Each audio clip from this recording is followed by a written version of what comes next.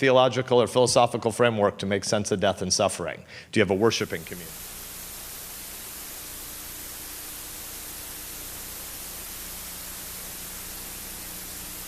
Issues that matter most to the small business sector, from wages to regulation to tax reform. Before we begin, I'd like to thank our presenting sponsor for this event, Kaiser Permanente.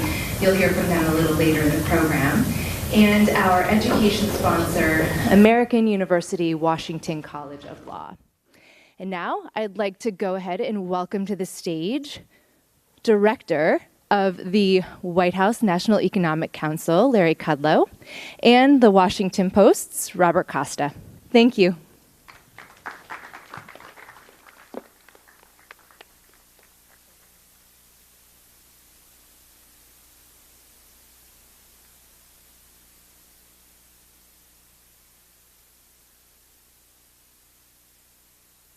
Great to be with you. Good morning. I'm Bob Costa with the Washington Post, a national political reporter. Really appreciate you all coming out for this small business forum. And it's really, we're so glad to have Larry Kudlow here, the longtime CNBC commentator, writer, author, now President Trump's top economic advisor in the White House, focusing on economic policy, directing the National Economic Council. Larry, thanks so much for being here. My pleasure, Robert. Starting at the New York Fed, in open market operations, 1973. I wasn't going to date you, Larry. You're starting to bring up the biography, but couple of stints on Wall Street, and yes. Thank you very much. Pleasure to be here. We appreciate you being here at the Washington Post. So I know everyone here is paying attention to the stock market, and Larry, when you think about the market over the last few weeks, the last few months, is the president's trade war responsible for the dip? I doubt it very much. The economy is so healthy right now, and profits are soaring. I mean, look, I've said this a bunch. Corrections come and go. I mean, I've been around the stock market. I used to work in the stock market as a Wall Street economist. You can't predict it. You can't predict the top. You can't predict the bottom, which, by the way, you all should just buy and hold. That's a Kudlow dictum. Jeremy Siegel dictum. Etc. Yeah, no, I mean, you know, the closest thing I can see, I'm not giving, this is just my personal opinion. I think a lot of the big tech stocks, the FANG stocks, got pretty toppy. And they were due for a correction. That's just one man's opinion. That's not the official White House view or anything like that. You know, I think they led the market down. Correction's probably overdue. We had a much bigger one, by the way, last winter. So no, I don't think trade enters into it. Is this the start of a long-term downturn? I don't believe so, Robert. The case I make is the economy, to me, looks so strong and durable right now. Confidence is up, jobs are up, blue-collar jobs are up, small businesses are up. We'll get to that, I guess. We're seeing very good business investment, which is really the heart of a solid recovery. Maybe a little sloppy in the third quarter, but capital goods orders are huge right now. So it just seems to me, you know, again, profits are the mother's milk of stocks. Profits are the lifeblood of the economy. And I think profits are going to continue to rise. And I think we're hitting on all cylinders. And I do want to mention, for our group, I'm sorry you can't see this, you probably have. For small business, I'm a great devotee of the NFIB. I'm not offending anybody, but they do fabulous work on National Federation of Independent Business. You look through this thing, this is their latest chart book for September. You see, here, look at this.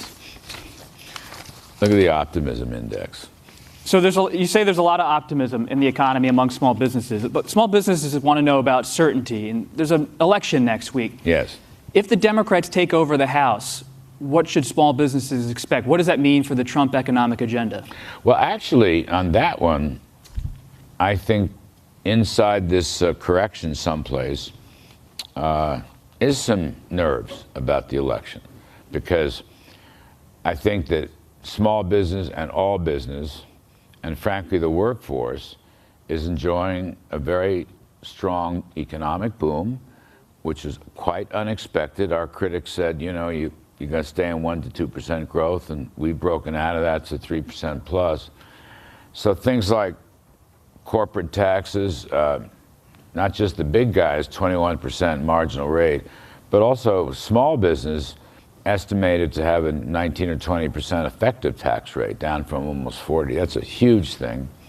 I think they're worried about that. I think they're also worried about red tape and regulations, which has been a hallmark of the president's economic growth policies.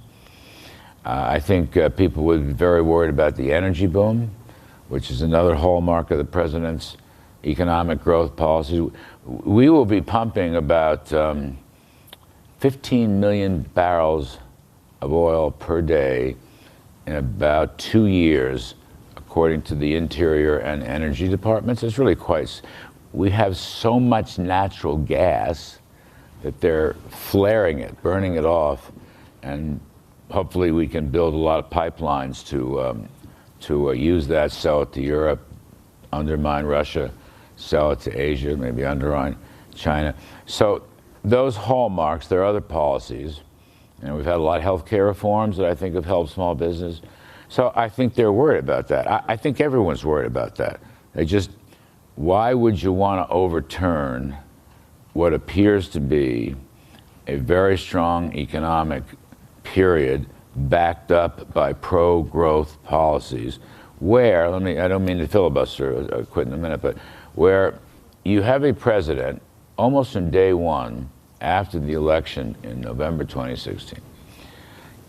Look at this confidence. I apologize, but this thing starts to really jump. But a lot of businesses, small businesses, are nervous about this trade war, and they're wondering, win or lose the House next week, just how far is this administration going to go in its trade war with China? Well, again, folks like a president who ends the war on business. That's the point I wanted to make. And that became apparent when these confidence indexes jumped right after the election. Ending the war on success, and with lower tax rates, you know, you keep more of what you earn. You're rewarded if you're successful. So I think that accounts for the confidence that's so important. Now, specifically regarding trade, I understand there's some questions and perhaps some anxieties about trade. I would say, as a free trader, that, first of all, the president would like to abolish tariffs and non-tariff barriers and subsidies. He is a free trader. But we are stuck with a lot of foreign unfair trading practices, which how far do you take it? Have been harmful to the U.S. workforce and the economy. And I think, Robert, frankly, the principal culprit is China. So how far do you take it? The president has made his statements using tariffs as a negotiating tool. It's part of his quiver. I don't want to get ahead of the curve. He, I guess, was interviewed a couple evenings ago, and he said, look, if we could reach a deal, a satisfactory deal that helps both sides with China, then the tariffs could be pulled. I know that always is philosophy. What does that mean, a satisfactory deal? On the other hand, if we don't, which includes the intellectual property theft, forced technology transfers, the lack of ownership, high tariffs on commodities and industry supplies, cybersecurity, the whole list, which is very, very important to us. If they don't make a satisfactory offer, then the president will continue to aggressively pursue his agenda, and I think he's right to do so. I say that as a free trader. But you can't have free trade with this bill of attainder. China is breaking the rules. And we signed at the UN a tripartite agreement with the EU, USA, and Japan. And that agreement was a very important agreement. That agreement lays out the brief against non-market economies, they call it. Read China.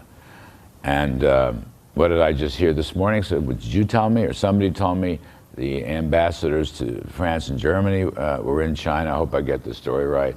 essentially sending that message. You must change. You must change. So how far? I don't want to get ahead of the curve. There'll probably be a meeting in Argentina. In Buenos Aires. What's the specific goal of that meeting between President Xi and President Trump? If you're a small business, you're wondering, can they make peace on trade or not? You know, Robert, I don't know the answer to that. My crystal ball is not at all clear. The agenda is being discussed and worked on inside both camps.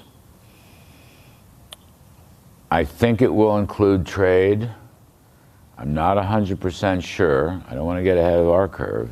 We're talking about a pull-aside meeting coming up this month between President Xi and President Trump. Well, actually, it would be a very formal bilateral sit-down, a very formal one.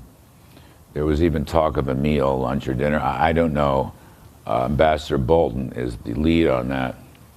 NEC, Treasury, we're all working very hard. Of course, Ambassador Lighthizer, who's done a great job as our trade rep. I just don't know. I don't know. The president says, I don't know Xi. I wasn't in when he came here, I wasn't in the government, so I've never met him. President says they have good relations. Okay, I hope so. I think, frankly, we've been to Beijing, they've been to Washington, blah, blah, blah, blah. I think only they can break the logjam. What does it mean for U.S. business, U.S. small business, if the Chinese economy continues to have struggle and it's having its own slide over there? You know, I'm not going to deny that there could be some very modest effect, and I underscore very modest. On the U.S. economy? That's correct. I know a lot of small businesses are, import and export. I love that. International trading, supply chains, but we can do it. We are doing it right now without China. Right now, we are doing it without China because we put up a lot of tariffs. I don't know, 250 billion. The 200 is at 10%. The other 50 billion, I think, was at 25%. I call it the technology tariff, which is very important. No, I think, we're growing 3.5% in Q3, as you know, 4.2% in Q2. The four-quarter change is now 3%, which is a milestone. Our small businesses are soaring. They're killing it. That's what these charts show. And I apologize, I should put them up on the screen. They're killing it. Should small businesses expect 3% growth next year? Yes. Kudlow forecast. Maybe higher. Yes. But that's a baseline for next year. That's right. We will put out our budget, Mick Mulvaney and so forth. I don't want to give away the family jewels, but 3% is a good number to think about. People said it couldn't be done. You're the president. Let's just pause for a second, Robert. I know there's a lot of political stories out there. We're talking the economy. I know, and you've gotten very good at it, really. I've known him for years, and I'm impressed. Okay. But thank you, Larry. Back to the questions. I believe the biggest story in 2018 is an economic boom that almost everyone said would be impossible. How are you going to bolster wages, though? There's still some nerves about that. Let me just tagline that last one, because there's a million political events, and I understand that, and some are more important than others, but and I owe this to the Washington Post's excellent reporting, a couple of factoids.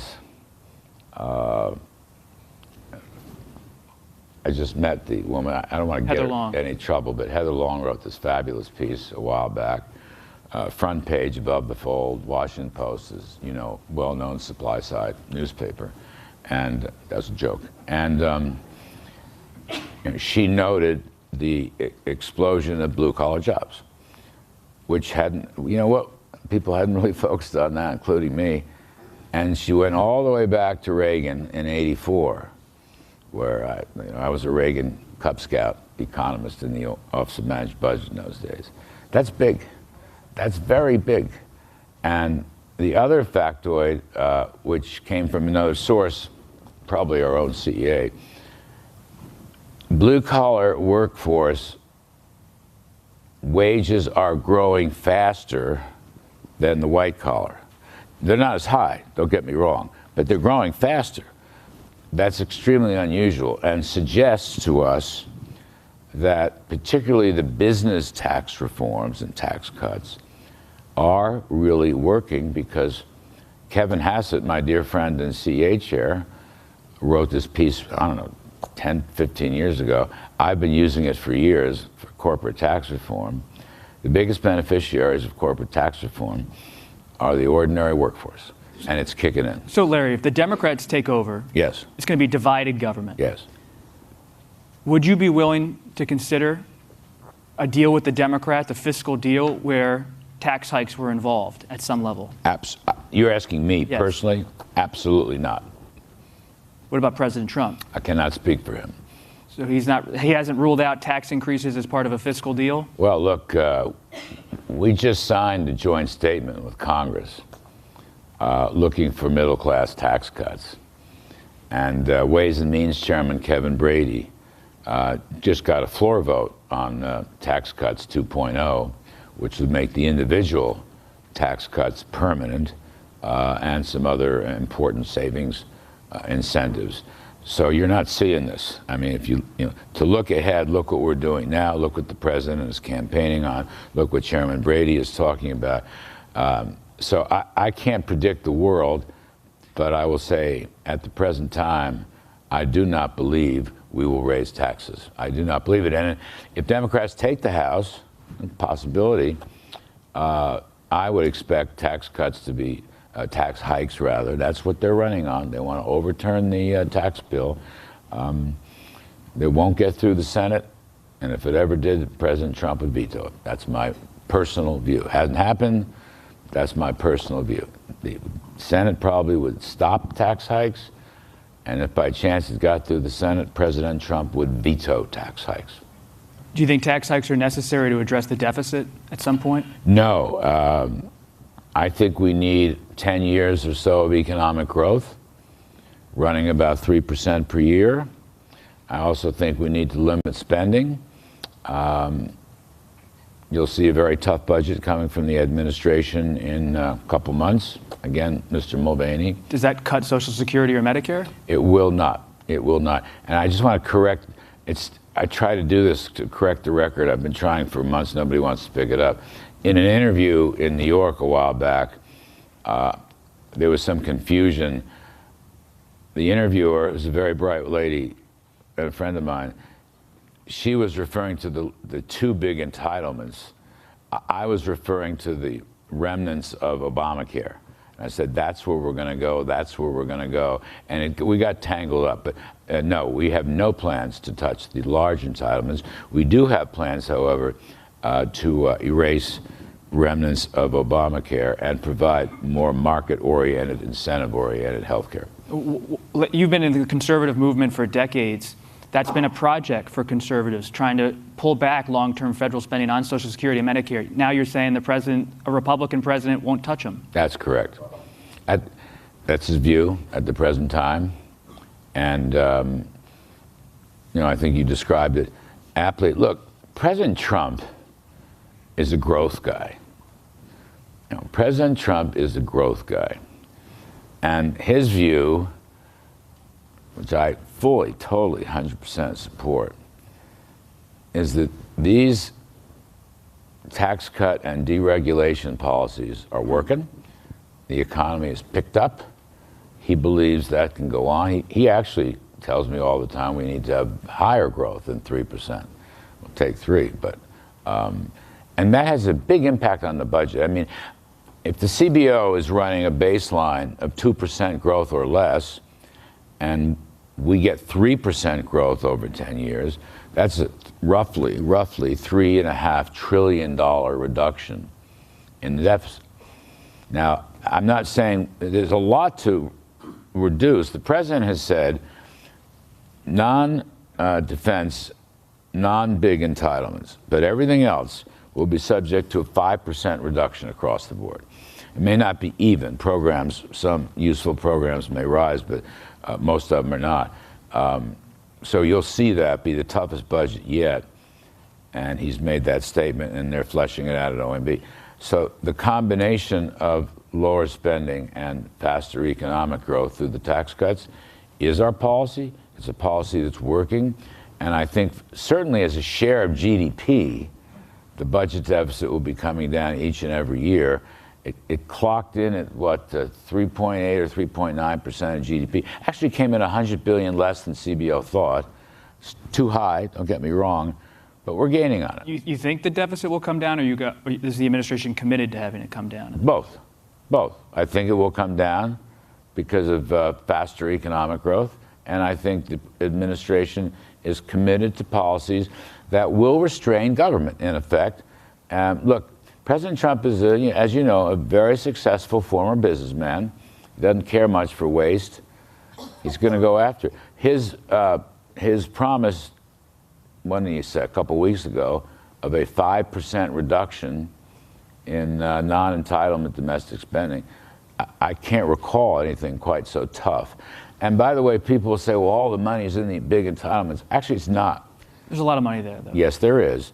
But there's a lot of money in discretionary programs and smaller entitlements. Your whole argument is grow the economy and not touch the long-term federal spending programs, touch around the edges. On the minimum wage, the Democrats are going to come, if they get any kind of power on Tuesday, and say, Larry, President Trump, we want a $15 federal minimum wage. Is there any way you could go up to that level and cut a deal with us in the minimum wage? Look, I can't speak for the president. But is it possible to cut a deal with the Democrats on the minimum wage? My view is no. My view is a federal minimum wage is a terrible idea. Terrible idea. And will damage particularly small businesses to force them to take a kind of payroll increase would be silly. Idaho is different than New York.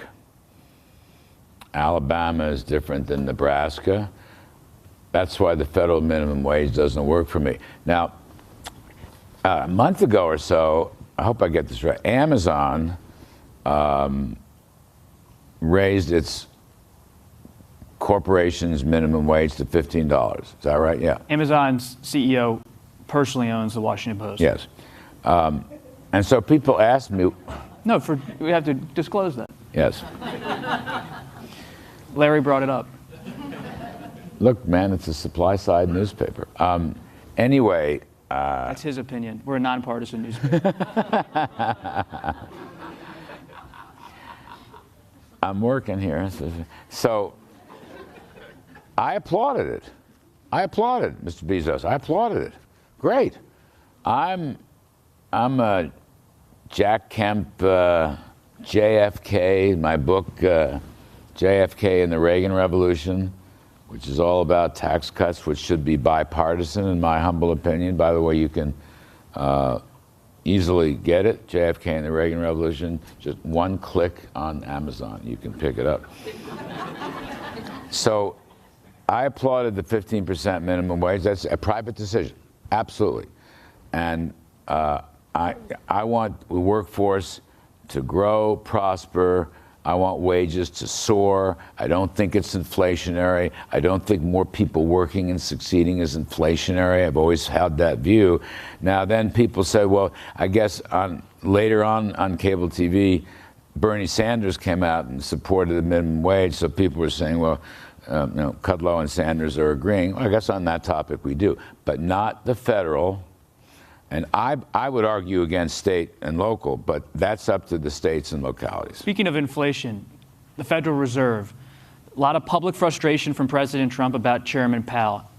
Has the president considered replacing Powell as chairman, keeping him on the board of governors, but replacing him as chairman? No. No, to my knowledge, no. By the way, it would be impossible to ask. You could. Jay Powell's a friend of mine. I don't even want to go down this road, but a Fed chair can only be removed for cause. That's maybe from the Federal Reserve Board, but could you install a different chairman? I don't think so. It's a 4-year term. I'd have to look at the archives on that, but I think it's a 4-year term. But no, we're not. The president has said we're not going there. He has said that. Look. Is it independent? Has the president ever called Chairman Powell that you know of and said, please don't raise the rates? Not yet. No. President, a successful businessman and investor knows a lot about this. He's giving his opinion. Greenspan's book just came out, and Alan said, one way or the other, talking, notes, phone calls. Presidents are always giving the Fed advice. President Trump has not made the phone call, but he believes, or he's concerned, that the Fed is moving its target rate up too high and too rapidly. That's his view. By the way, a lot of distinguished economists hold that view. Has Chairman Powell, though, ever called you up and said, Larry, this is too much, this public pressure? I have lunch with Chairman Powell each month, and we swap anecdotes and stories. I was just going to say that I believe the Fed and the administration has similar goals. That is to say, non-inflationary growth. And I think that over time that will become more and more apparent. And I also will applaud Chairman Powell for breaking out of the mold. Low unemployment is bad. It's going to cause inflation. No, it's not. If the dollar collapses, that'll cause inflation. Could the president install a dove on the Fed at some point? Well, I believe there are still 2 appointments to be made, okay? But I don't want to conjecture on that. I don't want to get... Well, why not put a dove in there? Well, look, I don't want to conjecture on So the president may be open to it. It's someone with a different mindset. I don't even want to put words in his mouth on any of that stuff. That's hypotheticals. I hate hypotheticals. But I'm just saying, Jay Powell has said publicly in his speeches that these old Fed models, more people working in low employment is bad. He doesn't buy it. He said that publicly. He said we don't know what the neutral interest rate is. He said that publicly. He said we don't know steady state inflation. Why does it have to go above 2? So I think he and the president share important goals. That's what I think. But the president has an opinion about this. He's not pushing the Fed. He's not trying to drive through their independence. He said that. He's not saying change. He's not making calls, this and that. He's not disrupting their independence. He has said that several times, and I believe that myself. He's just giving his opinion. Since we're here at the Washington Post, our colleague Jamal Khashoggi killed in the Saudi consulate in Turkey. Terrible. What should the economic ramifications be for the Saudi royal family? Oh, I don't know. By the way, again, a tragedy, absolute tragedy, terrible story. So as you know, the investigations are ongoing. And as you also know, the Saudi royal family has actually changed their tune quite a bit and now acknowledges that Khashoggi's dead. It took a while to get that out. So President Trump has said many times, let's wait and see what the investigations produce, facts, and then consider potential options or not. Got to get the facts fully on the table. When you think about that arms deal, should it continue? The $110 billion arms deal President Trump talks about? Is it necessary for the economy? The president has said many times he would like that, but he's also said everything is on hold pending this investigation. We only have a few minutes left, a couple minutes left. You say you're a supply sider. Yes, You've sir. had a long time support for immigration in this country, and you talked about how the closing message, maybe from your view, should be the economy. President Trump's focusing a lot on immigration. Do you personally agree with him that birthright citizenship should be ended? Well, I'm not a constitutional scholar. Some people I know and respect are, and believe that the 14th Amendment deals with that, but I'm not a scholar, okay?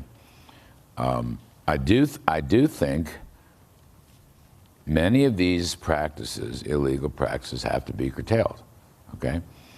And I am pro-immigration, always have been, but I'm pro-legal immigration. The system is broken. The system has been broken for quite some time, and it needs to be fixed. The president has made, as you know, a number of proposals to fix that system, border security and different, stop at the border,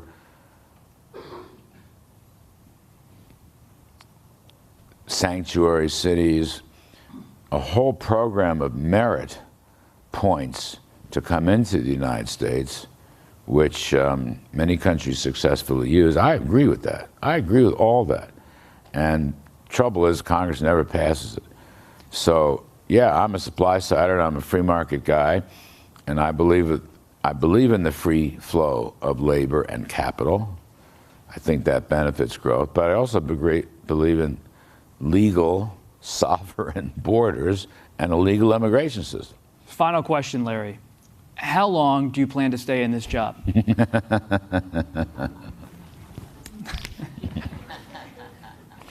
Is that the answer? I serve at the president's pleasure, as you know. I love this job. Most days, it's the most fun I've ever had, honestly. Keyword most? Most days, you have your bad days.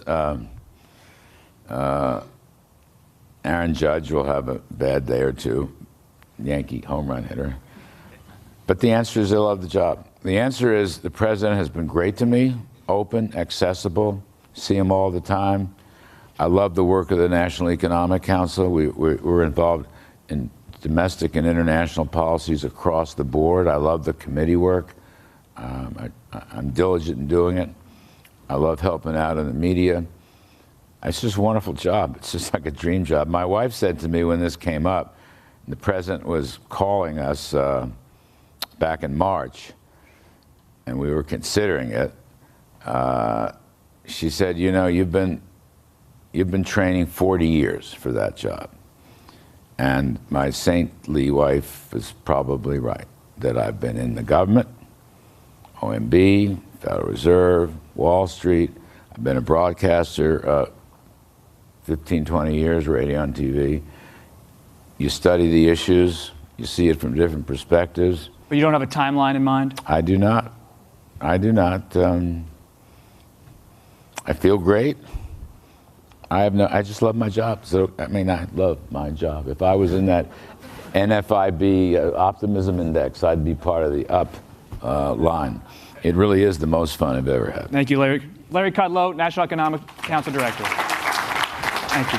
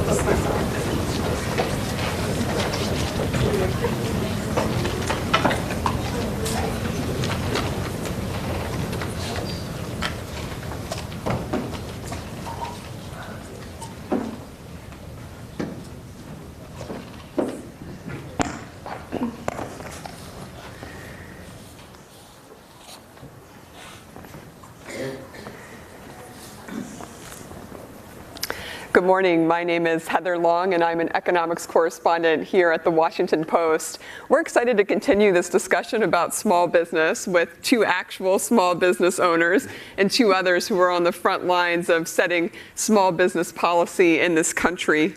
So I'll start by introducing our great panel. Just to my left here is Tom Sullivan, the Vice President of Small Business Policy at the U.S. Chamber of Commerce.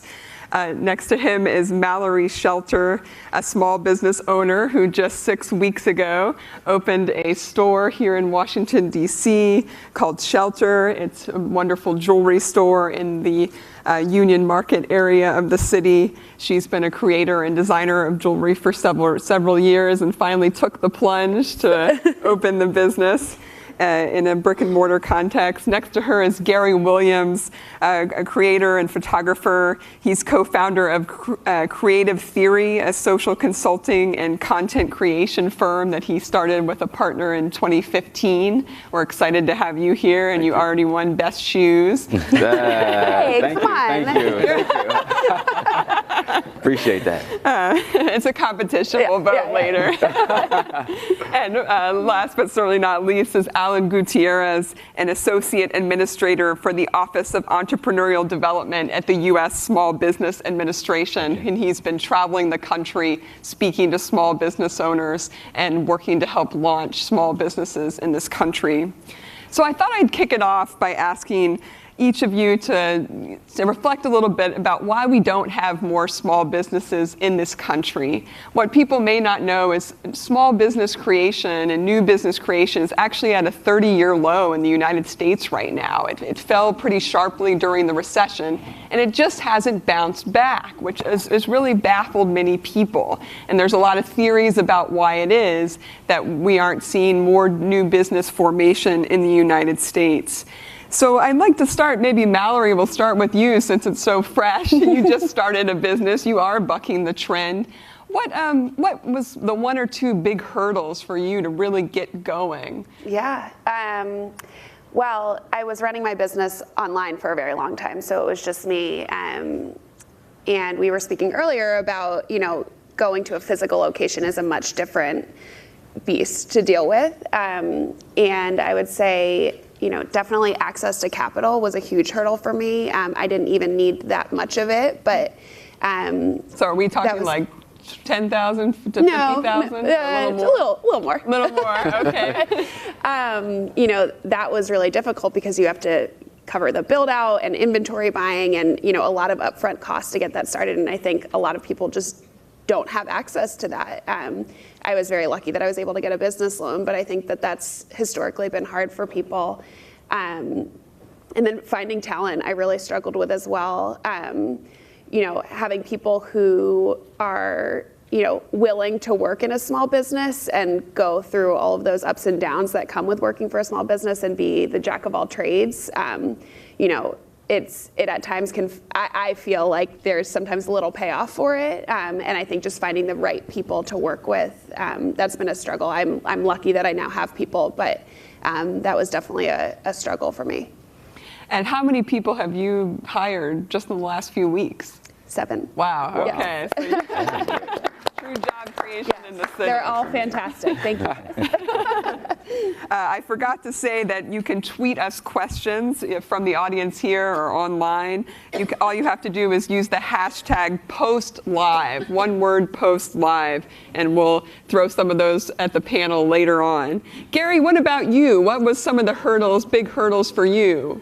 For us, it's different. Obviously, we're a creative consulting company and creation service, so we don't really need capital in a sense. We don't need a brick and mortar. We don't need a storefront. We needed an office space. And for us, that's not a heavy lift as much as raising the capital you need to start a brick and mortar. So I think for us, the main hurdle was the paperwork and starting an LLC and getting all that done and then getting a good accountant. And things of that nature. And a lot of creatives that we talk to in our industry, it's a daunting task, right? They don't necessarily feel like they can do it or have the bandwidth to do it or know the right people who can lead them the right way as far as accounting and getting your paperwork legit. So for us, it wasn't necessarily a hurdle. It was just a buckle down and let's do the right things we need to do to make this a official business and then take it one step at a time from there. And where did you get that help from? Was that from friends or from a... Yeah, so my business partner and I have been working in the industry before we were even together in business for a while. And so we've made great relationships across the board. And so we just reached out to our network. We have a huge network here in DC, one being Eden's, which is a very big developer, one of our clients. And they are amazing and have been a great source for us. If we need something and they can't provide it, they know somebody who can. And so we just tapped our resources, again, which a lot of creatives don't have those resources. We were fortunate enough to know people that could help us out. Tom, let's throw it to you. What one or two policy changes, maybe at either the state level or at the federal level, do you think could really jumpstart business creation in the United States again? Well, I think first of all, Heather, we're seeing record-breaking confidence in small business. So we run a quarterly survey of 1,000 small business owners, and for 6 consecutive quarters, they have said that they are confident with the economy. And so as far as reversing a 30-year trend of declining entrepreneurship, we believe that confidence breeds more folks like Mallory and like Gary who want to plunge into entrepreneurship. So we're very optimistic, kind of like most small business owners. And we think that the reason for this confidence are a lot of the things that Larry Kudlow just talked about. And those are pro-growth policies like tax cuts, regulatory reform, and others. So as much as we can have the policy wind at entrepreneurs' backs, I think we will see a reverse in the decline of entrepreneurship. Great. And what about those paperwork or capital concerns? Are you hearing that a lot when you go around the country? Is that still a big hurdle for a lot of potential new business owners? We are, except it's lower on the concern list than it has been. I think Larry had mentioned NFIB and the work that they do to survey small businesses. They had said that tax compliance and tax burden for the first time in over 30 years has fallen off the top 5 issues of concern. So they're still there, regulatory, paperwork, tax compliance. It's just they're lower on the concern list that they used to be. Hiring employees is now number 1. And so we've got a lot of small businesses from around the country that are jealous of Mallory who can hire 7 people in 6 weeks. Alan, what about you? What do you think some of the best policies the Trump administration has done so far to try to reverse this 30-year trend? No, certainly. First of all, I'd like to say today is the start of National Entrepreneurship Month. So, happy birthday to all those entrepreneurs out there. Certainly, that's what is the engine, of this economy, from having an idea and growing it to fruition, like Mallory and Gary. I would say that one of the things that Administrator Linda McMahon, has been on her Ignite tour, and one of the things that she has been recognizing and looking at, getting all the feedback from the different entrepreneurs and business owners of what is really helping them. In terms of the feedback that we're getting is that, obviously, like Tom was saying, the less tax regulations, the opportunity to be able to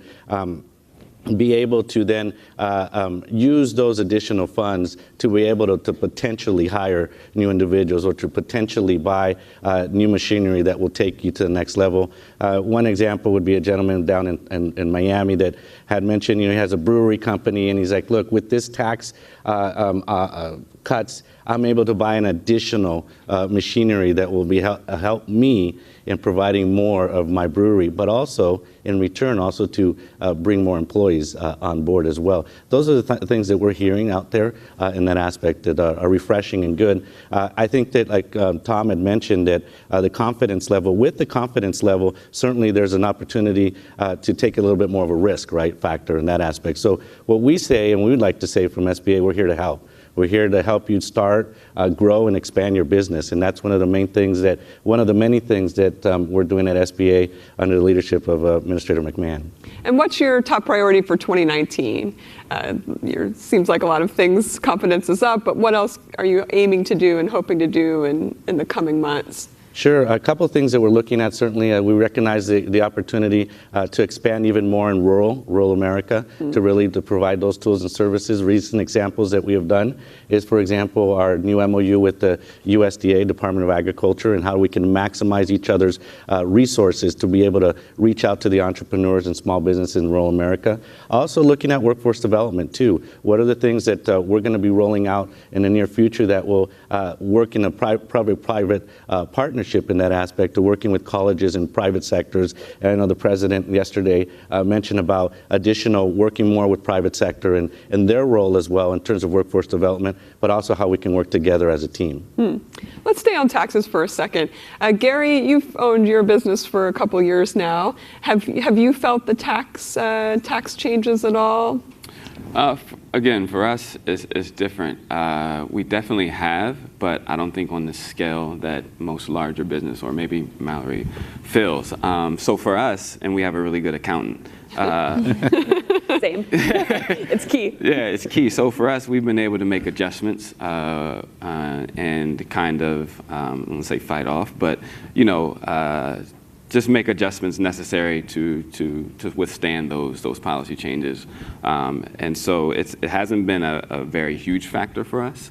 But again, we are in the very infancy stages of our business. And I imagine as we scale, these will become larger issues for us, and we'll be reaching out to one of these guys to help us. Does it enable you to do anything? I don't know, buy new machines or buy a new camera? Yeah, always. We do buy equipment. We try to stay up to date. As you know, this is a very technology-driven field, and so if you don't have the latest equipment, you're kind of behind. And so for us, we try to renew our equipment yearly. And there are incentives for that as far as tax breaks and things like that, putting the money back into the business. And so we do feel relief there. What about you, Mallory? Was that at all a factor as you look to expand? It's definitely something I take into consideration. I've been lucky to have a profit in my business, but seeing that money be put aside for taxes can hurt sometimes. So, yes. I wouldn't say that I feel it as much, but it's definitely something that I am constantly thinking about, because every time, you're not getting a paycheck from another person and that's automatically taken out. I have to account for my employee taxes and my income tax and my sales tax and all of those things that I need to pull from my business every month to pay. So it's very much top of mind. Tom, do we need another tax cut? The president has floated the idea that maybe he would like to do another, and I think he said 10% for the middle class. Some of that could be for small business owners. Is that needed, or have we done enough to really stimulate the economy? Well, the lens we always look through at the U.S. Chamber of Commerce is growth. And so we see growth happening right now with the tax cuts that happened around Christmas time last year. And we have yet to see whether or not additional tax cuts are required to keep the 3% growth going in the economy. There are a couple of things, though, that are important in the small business tax world. A lot of these incentives that Gary and Mallory talked about, they might be going away after 2025. And so the House passed legislation that would make those permanent. We had several hundred small businesses here for our summit just earlier last month, the first week of October. And many of them went to Capitol Hill and they asked Congress, make those tax cuts permanent. And so I'm not sure if that meets the definition of additional tax cuts, but it's certainly a priority for the small businesses we talk with. And you really think that would be a game changer to make those permanent? I think so. I mean, like many folks, small business owners would like to have the luxury of planning multiple years ahead. So when they're making investment decisions on whether they want to grow their storefront or expand their technology, they want to be able to look past next month. They want to look past next year. And the ability for them to plan past 2025 and count on certain parts of the tax code changes is very important. I'd like to turn to healthcare. I'm actually surprised nobody's mentioned it yet. That seems to be, when I go around the country, something that a lot of people want to talk about who are small business owners, or even if they're not, about costs rising. Mallory, maybe we'll start with you. How are you handling healthcare costs? Well, I'm lucky that I can get it through my husband's company, because I truly don't know what I would do if that weren't the case. It's something I think about a lot to provide to my employees, and it's a huge financial burden to me. So right now I have part-time employees and I don't provide that to them, but to retain talent and to get new people to work for you, I think it's something that I have considered offering. And it's one of those things I don't even know where to start on. You mean, yes, to who to go to ask, who to go to ask, this, yeah, what are my exactly, options? Exactly. Gary, what are you all doing? So I'm fortunate to be on my wife's healthcare. But I mean, that's the nature of the business, right? It's so, obviously, like I talk about scale, we are still in the infancy stage of our business, but scaling, that will be something that we'll have to tackle. Obviously, we want to be able to provide healthcare for our employees when the time comes. But when you look at all of that entails, like it's daunting, it's expensive. But again, I'm fortunate to be on my wife's, and even when I didn't have this business, I was working for myself as an entrepreneur. It's expensive, you know. It says it's Affordable Healthcare Act, and I was affording it, but at a cost. You know, it was expensive, and so a lot of times I would get paid, and a majority of the chunk of that would go to my healthcare. And we're not even talking about great healthcare. We're just talking about bare minimum healthcare, right? And so when you talk about healthcare, there's a difference between healthcare and then good healthcare. And obviously, when we scale and we grow our business, we want to provide good healthcare for our employees. I don't know where to start, like Mallory says, but when that time comes, again, I will be looking to these guys to help. But that will be a important task for us when that time comes. Alan, what's your take on this? What are some of the initiatives at SBA to try to make things more affordable? You know, I would say that certainly the president's been a true champion for small business, and we see it every day in terms of not only from less regulation, but also the tackling of the healthcare challenge. For me, I used to be in corporate and in the healthcare industry, and I remember those days where, you know, you have your clients that would have an increase of maybe 2 to 3% on their renewal. And that was kind of a, you know, like Tom mentioned, you know, small business wants to forecast and see where it is for next year, you know, budgets and planning and so forth. But these recent years have been spiked so much that it really has affected the bottom line for small business, and also affecting in terms of the type of plans. And I think from the leadership of the president, certainly with the association health plans, is something that will really help in that aspect of really pulling small businesses together in that opportunity to lower that opportunity and keep the benefits at an optimum level. So from us, from SBA, we don't you know, present the policy from that standpoint, but certainly we do hear that, and Administrator McMahon does hear that healthcare is also, you know, they tell us great on less regulation, less burden, less paperwork, but healthcare is still a big challenge for us, and certainly looking at these areas in terms of the association health plans, I think is a right step in the right direction. Now, a lot of people may not know what an association health plan is. Could you just say just a minute on? Sure. Just real quickly, in terms of it, you know, you as a small business, like Gary goes in and goes for a health insurance plan, the risk is going to be affiliated only with his pool of employees. So let's say 10 employees, right? But if you put all together, all of us have each an individual business, and we have 10 employees together, they would come together as a plan, and then there's an ability for the healthcare industry to give you a plan to all of us that spreads the risk, right? So it lowers the cost in that opportunity. And that's what, you know, is beneficial for a small business owner, because then they're able to forecast and realize that it's not going to be such a burdensome on their bottom line approach. And this is actually, I'll let you jump in a second, but I just want to point out that it is controversial. Yeah. Several states are suing the administration over this change. Some states don't allow these types of plans.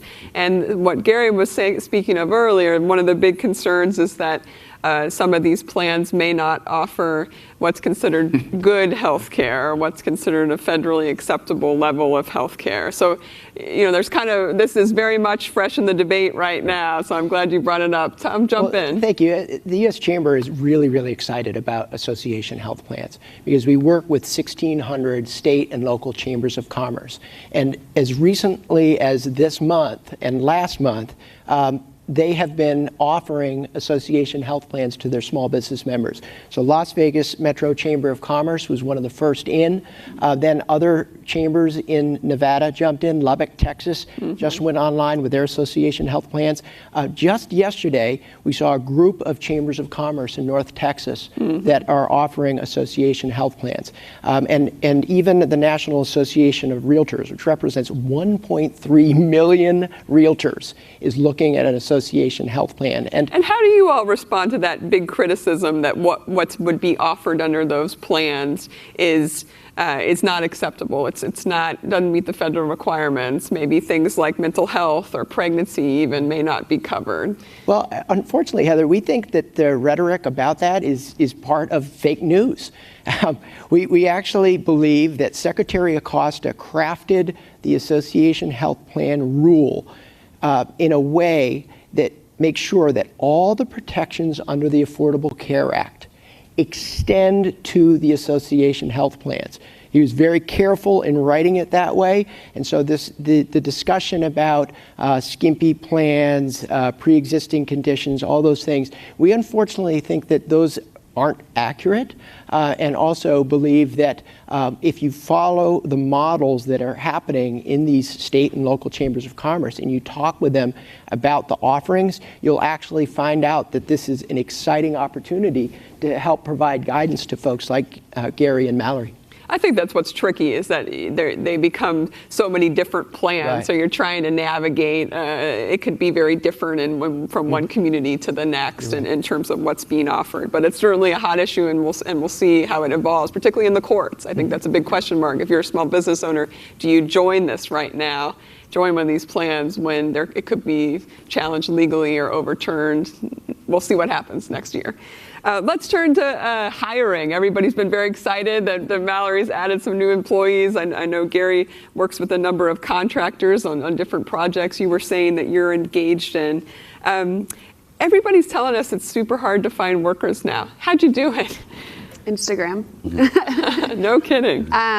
Yeah, it's a challenge. I mean, in DC in particular, I've struggled because I don't, Tom and I were talking earlier, and I don't think there's that creative economy that's as strong as other larger cities. And then again, I'm offering a part-time retail position, which isn't always the most glamorous. So, I've been fortunate to find people. I have a lot of people who, are working this in addition to other jobs to either maintain their lifestyle and be able to afford to live in DC, or because they're looking for a creative outlet on top of a 9-to-5 job that maybe isn't providing that.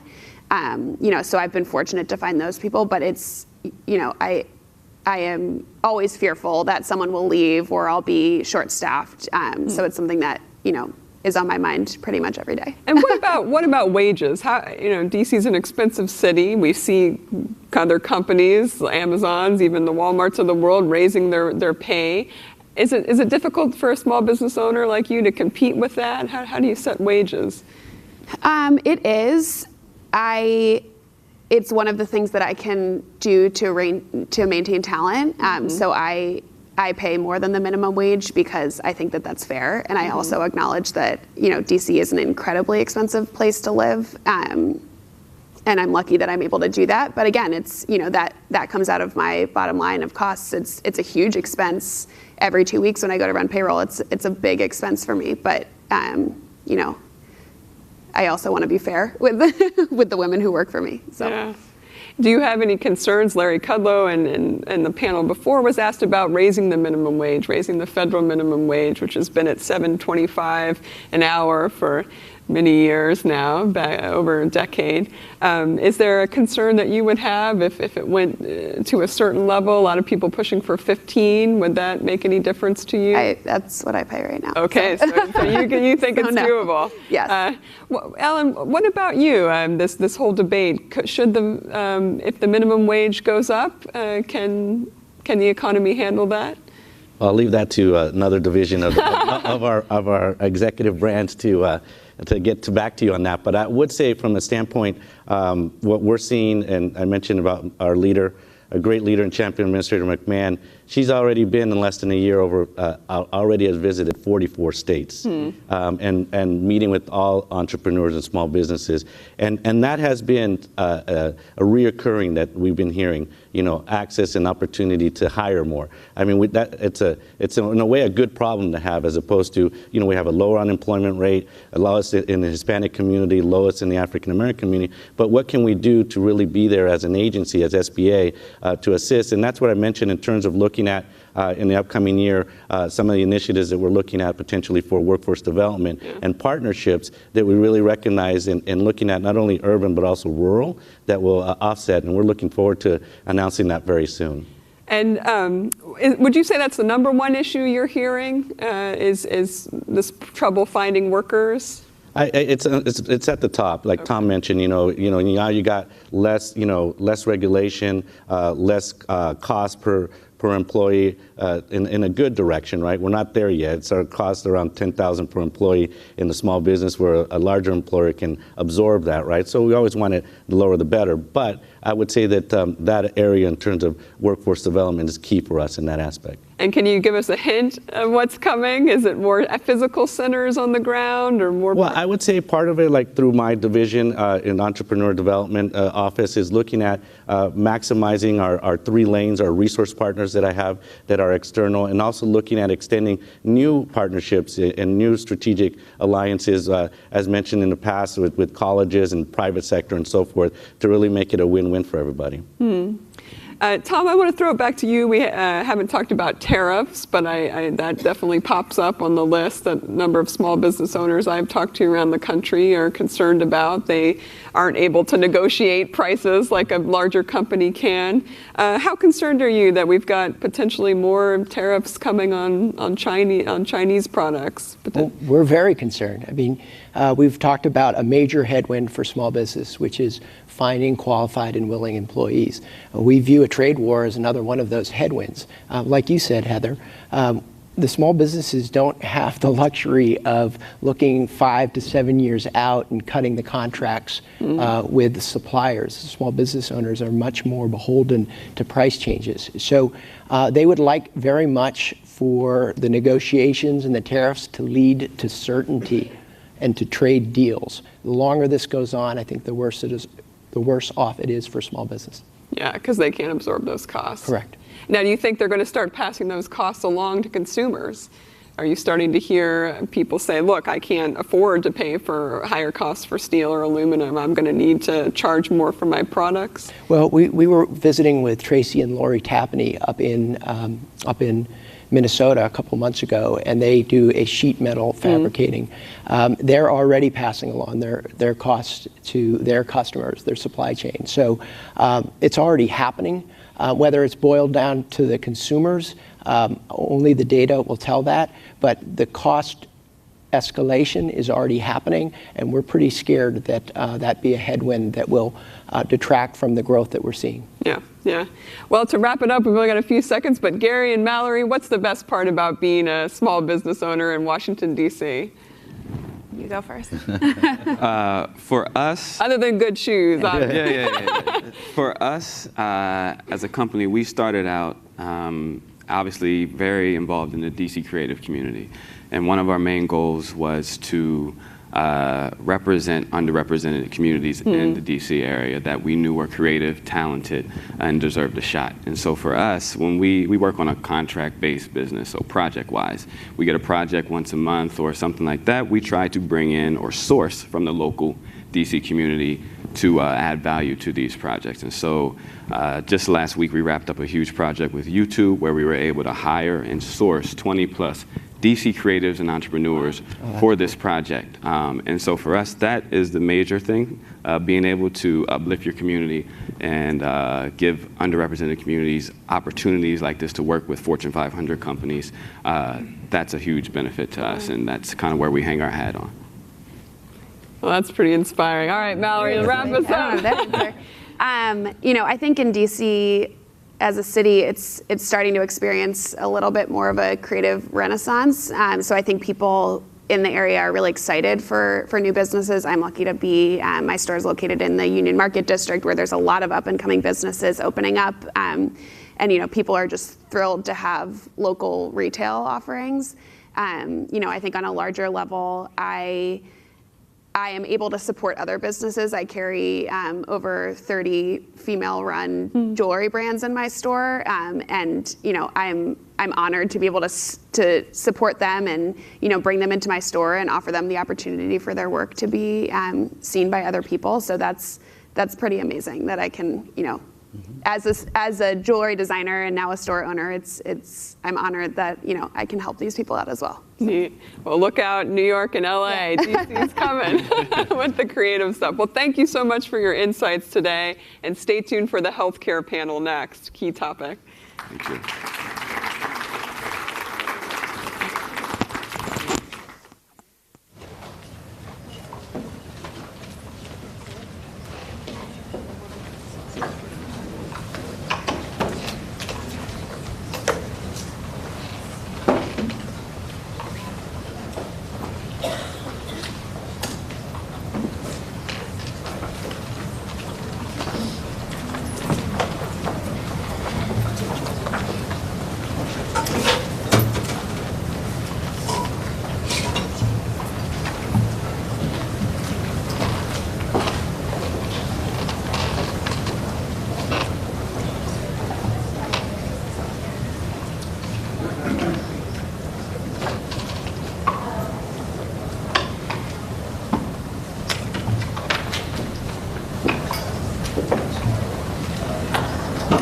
Well, good morning, everyone. I am Cece Connolly. I am the president and CEO of the Alliance of Community Health Plans. I also happen to be a former Washington Post reporter, so what a treat that they let me back in the building, huh, Tom? We're going to talk a little bit about health as a business strategy, and I'm thrilled to have here joining me today Tom Carter. He is the National Vice President of the Workforce Health Consulting Group at Kaiser Permanente. And full disclosure, Kaiser Permanente is one of our members at ACHP, and so I think we share a lot of the same values and perspectives on this topic.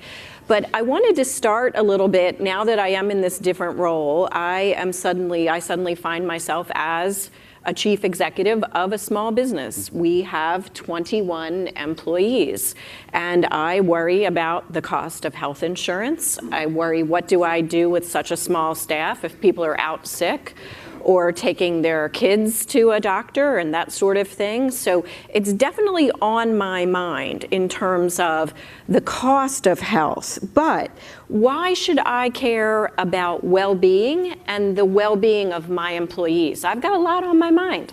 Yeah, well, that's a great question. And the movement that's happened, over a lot of different years is, thinking about health. We used to think a lot about health as an insurance decision or a benefits buy, right? To attract and retain your talent, you have to have a good benefits package and things like that. And it was basically to indemnify people from a financial risk if they needed to go see the doctor. Now we're realizing that people have to be engaged in their health personally and their health care, and that there's actually a proactive approach to that. And the benefit of that is if you have a healthy workforce, it's much like having a safe environment or a safe workforce. Today, we would never tolerate an unsafe work environment. We've learned many years ago with the formation of OSHA and other organizations that help us create a safe work environment. Now we realize that a healthy work environment is as critical as creating a safe work environment. So when you think about a healthy work environment, it's not just the physical health and nutrition that we typically, kind of put in a box about thinking of health. It's well-being is more about the social, financial. A lot of people are struggling financially in this country. They have, student debt, student loans, new employees coming in. So there's lots of distractions around that. There's also a sense of community and purpose that really rounds out your feeling personally. And so at work, the small employer especially needs to engage their workforce in a way that finds out exactly how people want to be supported at work. We heard Mallory describe it's hard hiring people right now, everywhere. And so when you do get these employees in, you want to retain them, which means they want to be treated the way they want to be treated. And if they don't like the environment, they'll go to another organization, another employer. So really focusing on them will get you a long way. And so, Tom, I just want to underscore for everyone joining us here and out in the World Wide Web land, we're talking well-being. It used to be a while ago the term was wellness. Right. And so you touched on it, but why is that language change important? Yeah. Wellness was, and I've been around, as you can tell by the color of my hair, a long time. And the move from wellness, it's been around for a number of years, and it was viewed more as a product strategy, right? You have to offer a wellness program or a wellness product or something along those lines. And it's not that easy. It's not that narrow. And so the evidence has shown that the well-being aspect incorporates the physical and the nutrition side, which was what wellness was focused on, because not everybody it was motivated to be quote unquote healthy as it relates to moving more or eating better. And so we had to incorporate those other aspects of well-being, which is what are the things that are in the way of somebody making changes in their life that would benefit them both personally, healthy-wise, and also benefit them at work. People enjoy most of it, as we heard earlier, they enjoy their jobs typically, and they want it to be interesting and rewarding for them personally. And if you're unhealthy or distracted due to something that's happening in your life, you're not going to be as happy at work or as happy personally. And so the well-being movement is broadening the discussion to help employers think more holistically about the role of an employee and how we want to support them at work. So especially for a small business that clearly doesn't have the resources of large companies that might put entire teams onto something like this, do you have a few low-cost or even no-cost strategies that people can start with? Yeah, this is not about buying, the shiny object, as we were talking earlier. The movement in the digital space and others. There are now well over 70,000 digital applications that consumers are faced with that are all healthy apps.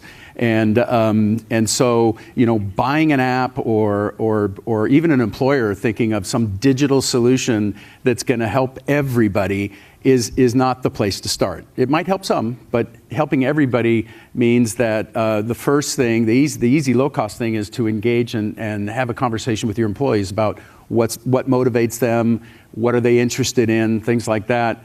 I've heard a lot of small employers talk about encouraging people to move more. So we have walking meetings. You could describe certain things. Believe it or not, a lot of people are still thinking very traditionally, like I've got to show up, I got to sit at my desk or stand at the counter, and I'm going to do my job all day. And that we know that's not good for you. Some people stand all day, so they need a place to sit and relax. Other people sit all day, and they need to stand up and move more. And so just thinking differently about what your environment looks like, how you run a meeting, how you serve, if you are feeding your employees at work, what are you feeding them at work? Kaiser Permanente years ago, I think I gained 15 pounds when I first joined Kaiser because we were bringing people in and we were not necessarily feeding them the best food during long meetings. And all of a sudden, I'm looking around going, I didn't do this to myself. I feel like Kaiser contributed to my weight problem. So it was a codependent thing. But I needed to take accountability. So there was obviously some movement there. But more importantly, we changed the way we ran meetings. We changed the way we brought in food. We put guidelines in about what kind of food should we bring into our employees that would support their health at work. We defined what a healthy meeting as far as what allowing people to go outside the building and walk was okay. You didn't have to be tied to your desk all day. So if you and I were having a one-on-one meeting, it's okay to go walk around for a half an hour and then come back. And so those are some easy things. Smoke-free campuses, believe it or not, smoking is still a problem in parts of our country significantly. And people don't even think about just putting in a policy that says, at work, we want to have a smoke-free campus. If you're going to smoke, you can go, 2.5 miles down the street and have your break and come back. Make it a little challenging. But more importantly, just bringing attention to that and just letting people know that it's not something I want to endorse at work. And so now if you want to quit smoking, let me help you with that. And there's ways I can engage you. But not having a smoke-free campus or a smoke-free policy is limiting to people. They think it's okay then to smoke at work, go out back. So in all of your work with so many different employers around building a culture of health, Give me a couple of the surprises, the things that have percolated up that maybe you weren't, the walking and the food, I think we can all sort of follow that pretty logically, but what else? There were, and this all has come from the small business community that we've been partnering with. There were small. I remember a real estate, a brokerage firm that sells money so you to buy a house, and they, when they started on this journey, the simple things they did and the benefit to their business was pretty amazing. The first thing was the flu season was coming on, so there's some really easy things like educating people about either flu shots, which not everybody wants to do, but I'll tell you, the evidence is in that flu shots work. Yes. And so kind of destigmatizing that, getting people to wash their hands during the, so they don't spread diseases at work, colds, flus. Put that sanitizer right out on the conference room table. Put it out there. Water, believe it or not, having a water container. With a big jug of water, reminds people to stay hydrated during the day, which is another easy thing to do. I had an employer tell me that they noticed when they put the water cooler in that it took about 1.5 minutes for them to fill a water bottle. And so they thought, well, as long as I have them there for 1.5 minutes, they started to put up pictures of what a healthy plate of food looked like, just visual. That half of it, believe it or not, half of it has to be green. Which is a good reminder, or some colorful thing, not just potatoes and rice and meat. And so they started to put up pictures, and all of a sudden the infamous water cooler talk started to change about, did you notice that picture? How have you changed the way you're eating? The other thing that I heard from the mortgage broker was bought a refrigerator. People, when he asked, what could I do to help you with your own personal habits to stay healthy? People said, I want to bring my own food to work, and you don't have a refrigerator. So I can't. You're keeping me from doing that. So he bought a refrigerator. Those were all things that, and even the employees, I believe this one, kicked in a little money to help him buy the refrigerator. He didn't have a lot of money, and actually people will contribute to things that are good for them. Well, and I hear from our team here, because in Washington, D.C., lunch is expensive. Yeah. It's not even like you can just go pick up a sandwich for a couple of bucks. And so in your definition of well-being, which can also include financial well-being, some sort of security, just being able to bring your lunch may be saving you $10, $11 a day in Washington, D.C. So let's really tie it now, Tom, to hard brass tacks business. We are business people still at the end of the day.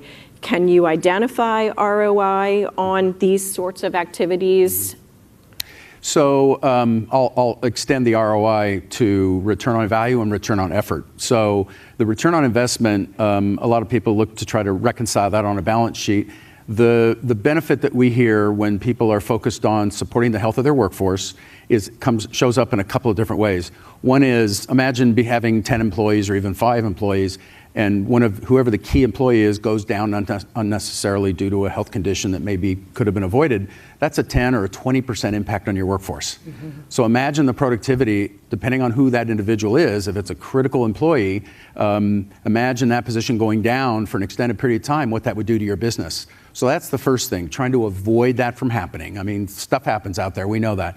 But if you can help, what we want to try to do is help small businesses understand that when you make this investment in supporting the health of your workforce, you will reduce the risk of that happening for those kind of conditions. And so that's one thing, is it's definitely impacting productivity. The other one was, I've heard employers describe the customer experience, that the customers working with you recognize that your employees feel better about themselves on the phone, they're happier, they aren't as stressed out sounding. Stressed. Exactly. Yeah. It shows up in the way you talk to we all survive based on customers purchasing our services. So when the customers recognize that was actually number 2, was the customer's experience. And then the morale of your employees. Again, back to retention. It's very expensive, as you know, for turnover. And so if you can impact the retention of your workforce in a way that keeps people there, supported the way they want to be supported, that's also a form of return on investment or return on value that you don't have as much turnover, which is very expensive. Great.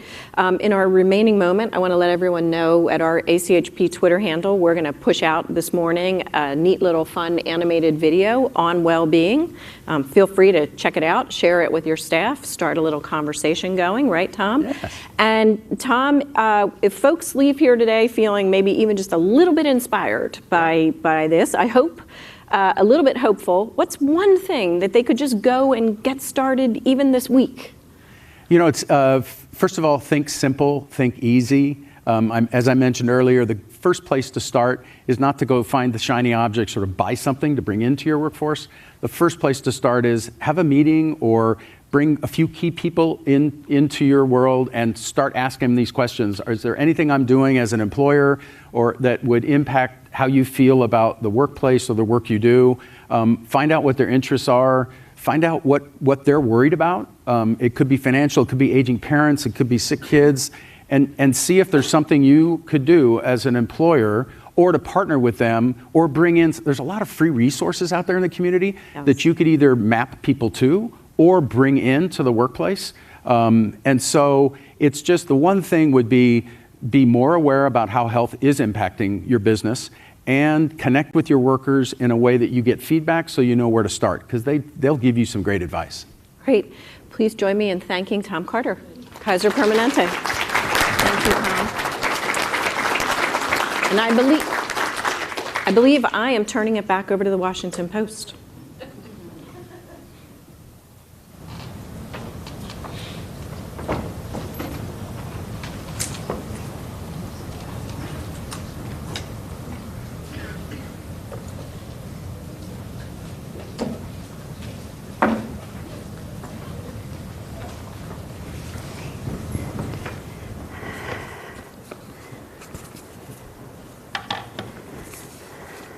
Good morning. Thank you so much for being here. My name is Libby Casey. I'm the politics and accountability anchor here at the Washington Post. And it is my pleasure to be joined here on stage today by Marla Beck, the founder and CEO of Bluemercury. Thank you so much for talking with all of us. It's great to have you here. It's great to be here. Thank you. Bluemercury, of course, is a luxury cosmetics retailer founded back in 1999, right here in our very own Georgetown. Yeah. Marla and her partner and husband, Barry Beck, grew the business into a national beauty chain. In 2015, they sold the business to Macy's Inc. for $210 million, and we'll certainly talk about what that's meant for your job these days. Before we begin, though, I want to remind you that you can ask us questions, ask Marla questions. Use the hashtag on Twitter, post live, and we can get those and share those with you. So just to start out, give us a sense of, because we all know the brand Bluemercury and where it's at now. Where did you start versus where you are now in terms of your what you had, what you were creating, and where you're going? Yeah, so we started as a beauty e-commerce company in 1999 when I was in my 20s, so a long time ago, back during the first .com boom. And we quickly realized we were a little bit too early, and so we moved straight from clicks to bricks and started opening store locations. And we started with one store location in Georgetown in Washington, D.C., and had that one location for a while till we figured it out. And so today we're at 180 locations, but it has been a long journey. We've been through 2 recessions, and certainly the .com bust in 2001 had a huge impact on us. But the original idea for e-commerce was really fun because in graduate school, I had met this obscure entrepreneur who came to talk to us about the internet. So this is in 1999, and we had, I had just gotten my first email address, and Google didn't even exist. And so here this entrepreneur was talking to us about e-commerce and what it was all about, and I was completely intrigued. And he explained how he was going to sell books on the internet. This happened to be Jeff Bezos. Nobody knew who Amazon was. Only 30 people showed up for the talk. Wow. But I was completely inspired, and so that's how we started as a beauty e-commerce company. I just wanted to bring beauty products to the internet. A reminder for people who are under the age of like 30, yes. Back in the 90s, this was the day of dial-up. I mean, Yes. you did not shop online yet. You guys were way ahead of your time. Yeah, in fact, we were too early because we launched our internet site in 1999 and nobody was shopping on the internet. And so we were all shopping, all the e-commerce founders were shopping from each other, and that was about it. And so we were almost bankrupt within the first 6 months because we were too early. And so, And you had $1 million in investors? yeah, so it was an interesting time. It was an easy time to raise money. I say a little bit like today. We raised $1 million in 2 weeks to start the company. And this was just a function of what the internet was like at that point in time. I sort of liken it to the CBD craze today in terms of how people are raising money. It's crazy. But we raised $1 million in 2 weeks and we were off to the races. But it was a different time. It cost $1 million to build a website back then. And all of a sudden, there were 5 other competitors that had raised $10 to $20 million. And so we knew we were in trouble. We went out for follow-on funding, and everyone said, no, there are too many competitors. We can't give you follow-on funding. Now, what benefited us back then was you could only buy cosmetics at drugstores or department stores. So our beauty e-commerce idea, although we were too early, the idea of a store was actually revolutionary because 90% of luxury cosmetics were sold at the department stores. There were no freestanding beauty stores. And so by opening a store in Georgetown, we were one of the first freestanding specialty beauty stores. And stores actually let you touch customers and actually were revenue generating, unlike our e-commerce site, which didn't really generate much revenue back then. So we really, I mean, they call it a pivot now. We had to pivot and change our strategy, but back then it was called a failure and we were almost going out of business. So I love the business terms that sort of make it good for the failures, but we pivoted. Did you have to convince investors that it was time to make that pivot? Did you have to trust your own instincts? Because you said that you were able to raise so much money because the internet was sort of hot and a brand new thing. Yeah, it was really difficult. So our first set of investors did not want us to open a store because they believed in pure internet e-commerce plays. That was the pitch. That's what we had pitched them on. They didn't want to change course. And so we raised money from a separate set of investors for the stores and then combined the two businesses ultimately. But the internet businesses were getting multiples on eyeballs. And for stores, it's a very straightforward sort of metric, which is, how much revenue, how much profit, and how much capital did you put in? And that was too common for the internet investors. And so we really did have to change how we were talking about the business and how we were pitching the business. And during the 2001 NASDAQ crash, there was no capital. So the angel capital and the venture capital closed up shop. And so we ended up getting bank debt for a while on our inventory. But there was no way to raise additional capital for stores after our first 2 stores. So we really had to bootstrap and just figure it out on our own. So it was a different time in terms of raising capital. We ultimately raised capital from an angel dinner club. These were common back then, where a bunch of people would get together and hear pitches and then throw in money. And we were really lucky because Ted Leonsis and Steve Case were actually part of the dinner club. And they had been entrepreneurs, so they saw and knew how hard it was. And so they threw in at the dinner club. But now there's a lot more angel investment and seed capital than there was back then. I want to ask you about networking for a moment, just because you brought that up, because I hear from a lot of women in my profession as well as in the entrepreneurial world who sort of don't like the idea of networking. It's sort of seeing it as transactional, right? Like it feels like something that's more corporate, less organic, less real. How do you talk to young entrepreneurs about seeing the benefits of networking and finding networking like right in your own backyard, realizing you may have far more of a strong and network potential than you realize you have? So I look at it a little bit differently. I look at the fact that you need mentors and you need champions. So you find mentors that give you advice, and women come up to me or entrepreneurs at all sorts of events and say, okay, I have this idea, what do you think? And so a mentor gives you advice and helps you sort of make your way and figure some things out. A champion actually puts you into a new opportunity. And I have been fortunate to have champions throughout my life that really helped me with opportunities. And so I think as a young entrepreneur, you're looking for both mentors and champions. So champions, managing directors at a private equity firm really helped me raise money, and they were the ones that introduced me to the Angel Dinner Club. Leonard Lauder from the Estee Lauder corporation. I met him when Bluemercury was a year old, and he walked into our first store and was curious about what we were up to.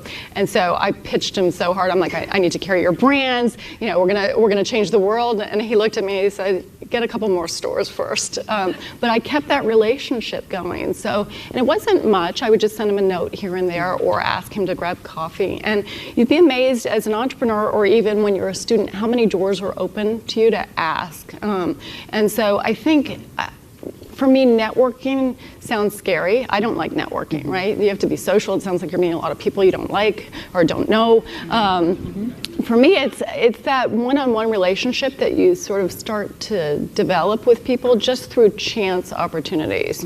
And you have to judge whether, you know, they sort of can turn from being a mentor into a champion. But I look at that model as the most important. And it's not just for entrepreneurs, it's for anyone in any career or even in your personal life. What do you see as your role as a leader in other business role models? What's your role in trying to cultivate new talent, encourage new talent, and make sure it's not only, you know, white men? In this case, of course, women are such a strong player in the beauty industry now.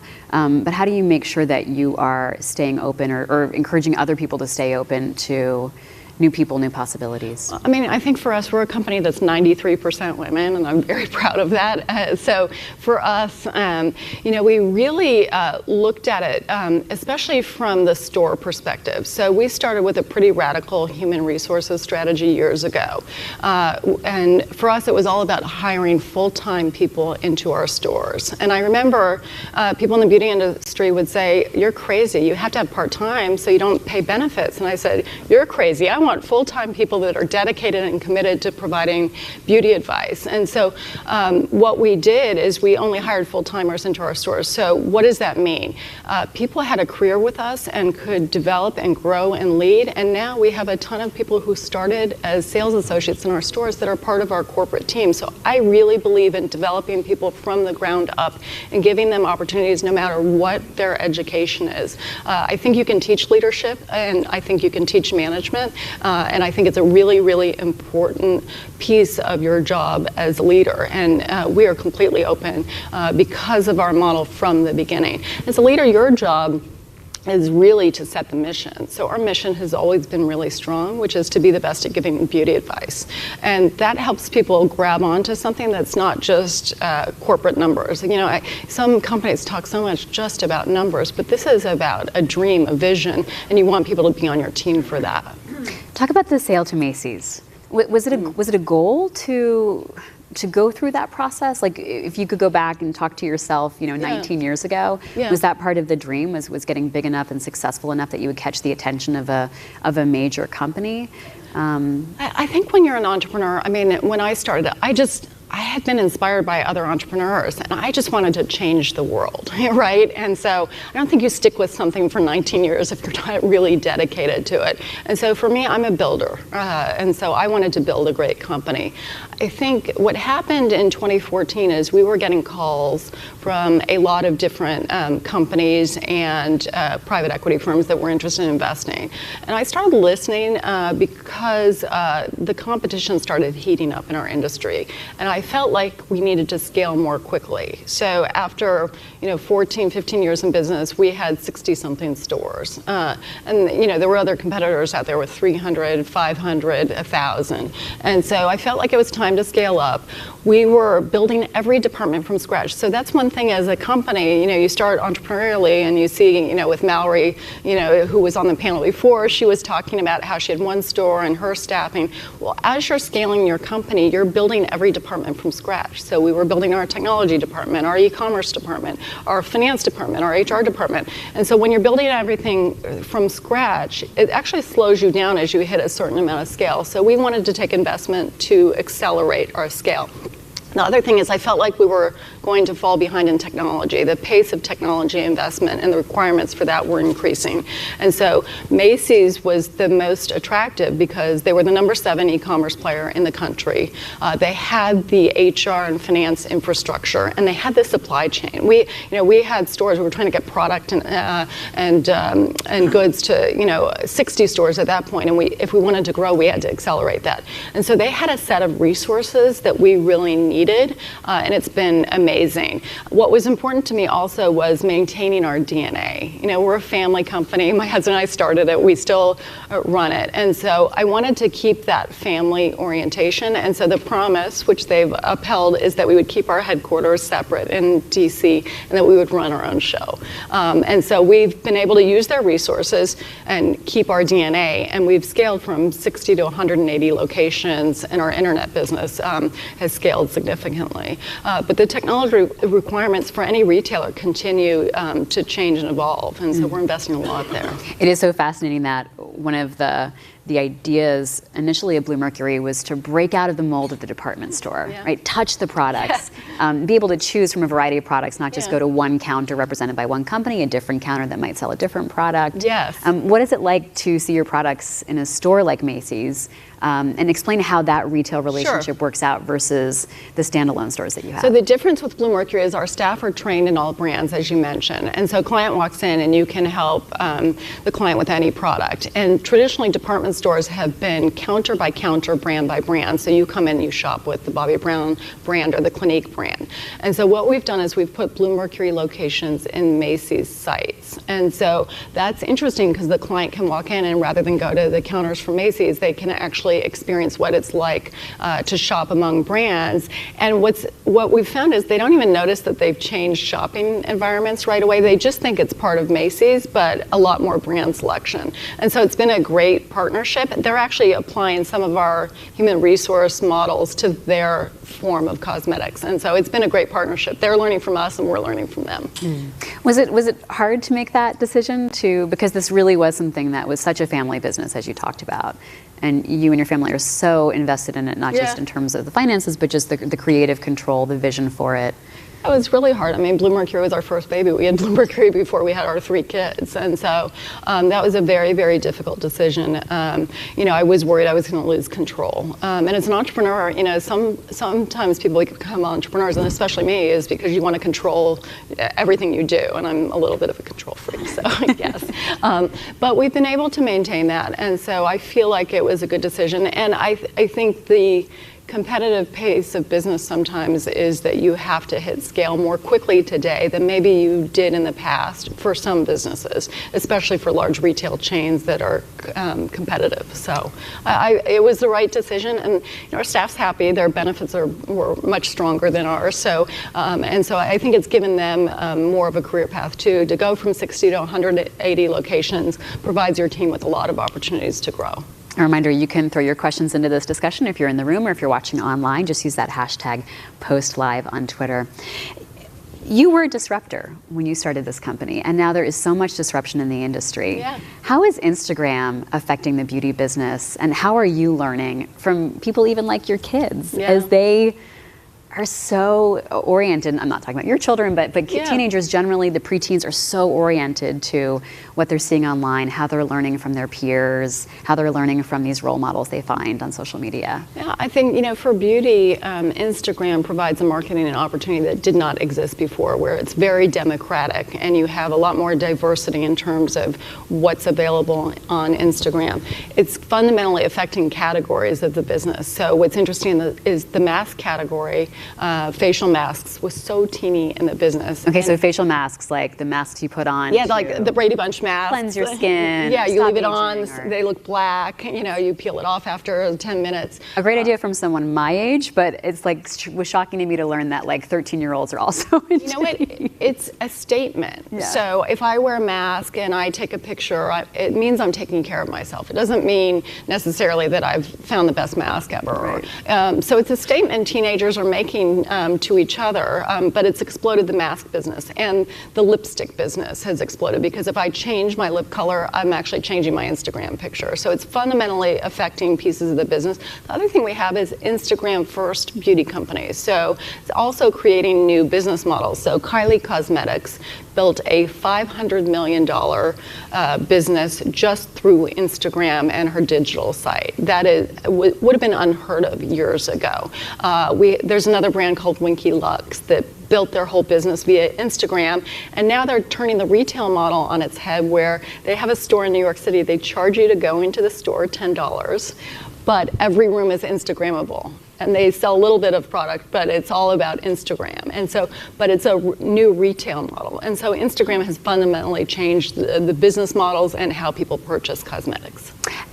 How does it affect your business? Like, how does it affect everything from how you learn about products and what's trending and what might be something that's going to be popular for a couple of months, so you might want to carry it for a little while or learn more about it, versus something that's going to be a tried and true long-term seller? Well, I mean, it gives you such access to customer feedback right away. And so it's increased the pace at which we change our merchandising, which I think is really fun. It used to be, we went into the stores and talked to customers, we interviewed them, we emailed them. Now you get instant feedback. Every day you can look to see what's trending. And so you have to be a merchant and decide, what's important, but you also get great feedback right away about what's important in the business. But by knowing your customer and staying true to your customer, you know how to react to it. You've created your own beauty product lines. Yeah. How much of you goes into that? I mean, how much are you testing out products? Talk about why you decided to go into the creation business and not just the retail side of things. I think, I like to solve problems. And so back when we started our first brand, M61 Skincare, we had a lot of clients coming into our stores. And I'm in the stores all the time because I'm fascinated by talking to people. Do people know it's you? Like, do they recognize you? Some do and some don't. So it depends. So we had clients coming in saying, I love natural products, but they don't do anything to my skin. And we had other clients coming in saying, I love the dermatologist doctors brands, but they're full of chemicals. And so we saw a need that wasn't being met. We created M61 as the most natural cosmeceutical line on the market with vegan skincare in 2012. And so then we just created Luna Nastur, a vegan cosmetics line, also because we saw clients wanted vegan, low chemical cosmetics. And so by talking to customers and seeing the gaps in the market, you actually can bring product to market more quickly. And yes, I am active in every little bit. I'm obsessed about cosmetics, always have been, and so I do all the product development with our team. So something really important to me. But beauty has always been a great place for entrepreneurs. Female entrepreneurs like Estee Lauder, Elizabeth Arden started there. And so for me, it's so intriguing to see how many new beauty entrepreneurs there are every day. And that's my favorite thing about the industry. When you meet new entrepreneurs, young, but let's leave room for other entrepreneurs who aren't always, you don't have to start when you're 20, right? You can start a little later too, with a career change or a new idea. How can you tell as someone who's been through this that they're ready, right? That they know the market, they know their product, they know the risks that they're taking. What are some signals to you that someone is prepared for what they're diving into? It's when they have this burning desire to solve a problem and nothing is going to stop them. I don't think you have to know everything. I mean, I go back to how naive I was when I was in my 20s starting a business, which is I just had an idea. It was actually my idea was a total failure within 6 months. But I got in the game and I was close enough to the industry and what was interesting to me that I figured it out. So I think most entrepreneurs, their first idea is probably completely wrong. But if you have the passion, you stick to it and you figure it out. And so I think it's all about being ready to just drive. Entrepreneurship is tough. I mean, Elon Musk said it's like eating glass. Some days it is really tough. Everything can go wrong for you. So you have to have that passion and drive to get through it. And like I said, the idea itself doesn't matter up front. Do you have to have a passion and drive for the product or the idea that you have? Do you have to have a passion and drive for the customers? I mean, you can see sort of both sides. Someone who, for example, loves jewelry design, loves jewelry making, but has to learn a lot about the market and learn a lot about commerce, versus the other model of someone who might be really steeped in business school and know a lot about marketing and know a lot about how to raise capital, but do they also need that passion to create something? I think it's hard to start and stick with it if you don't have that passion. I mean, I think, before I started Blue Mercury, I had been in private equity and I was buying janitorial maintenance companies. And so, I knew I had a business degree. I knew a ton about that sector, but I never would have started something in that business. I wasn't passionate about it. And so you have to start something that you have a passion for. It makes it easier. And so it's marrying that business expertise with that passion. Any final thoughts you'd like to leave us with? I think we're all entrepreneurs every day in our lives, and I think exercising that creative mindset is really important for everyone to do. So this is a creative job for you. It's a creative job. Yeah, that's where I get excited. New ideas, talking to new entrepreneurs. You know, we get to carry their products, so I talk to new entrepreneurs every day. So being creative is an important aspect, I think, of self-actualization. So I encourage everybody to find a way to be creative. Great. Thank you so much, Marla Beck. That's all the time we have this morning. You can, of course, watch this later on if you'd like. If you'd like to share parts of the conversation, go to WashingtonPostLive.com. Thank you so much for talking with us. Yeah. Thank you. All right. Thank you so much. And thanks to all of you for being here.